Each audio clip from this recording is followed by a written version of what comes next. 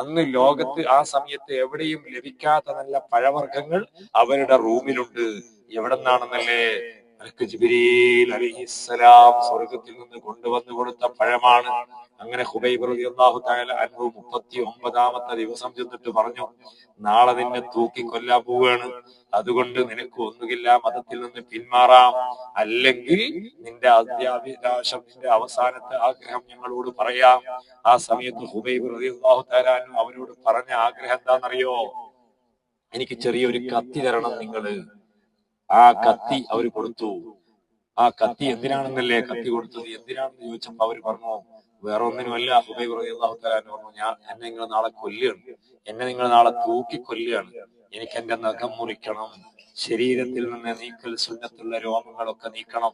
നമ്മളൊക്കെ ഉംറയ്ക്ക് വേണ്ടി വരുമ്പോഴാ സുന്നത്ത് ചെയ്തത്. ഖുബൈബ് റളിയല്ലാഹു തആല അൻഹുവിന് കത്തി കൊടുത്തു.